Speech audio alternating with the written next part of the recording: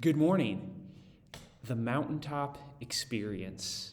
What does that mean? If you've been around a church or have been a Christian long enough, you've likely heard that phrase. And even if you haven't, maybe you had. It maybe to refer to something like my mountaintop experience was at the birth of my child, or graduation from college or graduate school, or maybe the wedding day, or that moment that you landed your dream job. Christians might use it to describe all sorts of things, but it's oftentimes a reference to some sort of transcendent moment that changes us forever.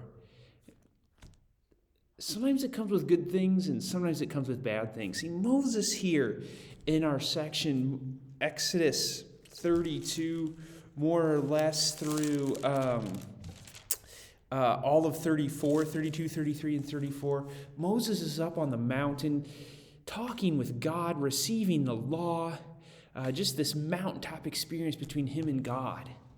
While all the time down the mountain, we have this infamous golden calf incident where the people are doing the opposite of what they should be doing. And it nearly ends this whole project.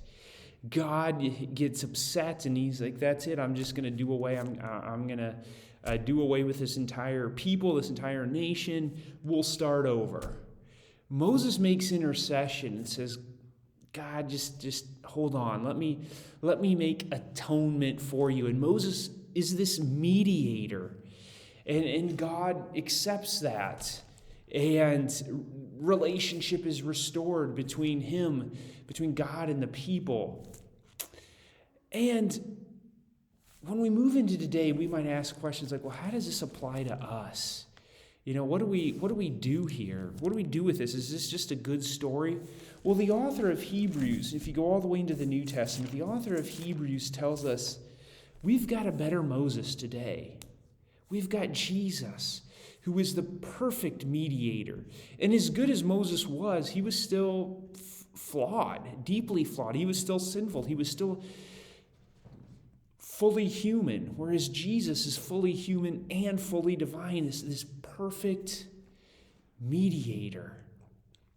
And Jesus can take care, or does take care, of our sin in a way that Moses could not do. Moses had to regularly offer those sacrifices, or actually not Moses, but Aaron does, or the priests do. But Jesus did it once and for all on the cross as he was resurrected, kind of finalizing that for us. He's the perfect lamb, the perfect sacrifice, the perfect mediator, whatever you want to put in there. But through this story, we see the gravity of sin, that golden calf incident that ruptured the relationship between God and his people, and it had to be overcome. Things had to be set right.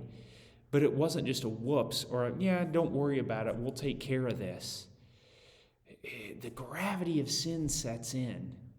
It's good for us to remember that with Jesus, the gravity of our sin, that yes, Jesus is God.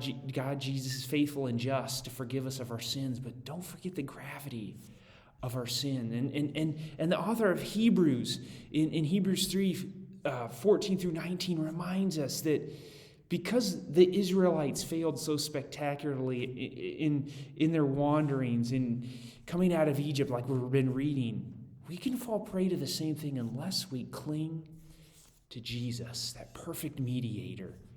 I'd encourage you to do that this week. Cling to Jesus for all you've got. We don't like clingy people. We avoid them at all costs. At least I don't like clingy people. Jesus is the one person who gives us permission to be clingy. Cling to Jesus for all you've got. Come to me, Jesus says, and I will give you rest.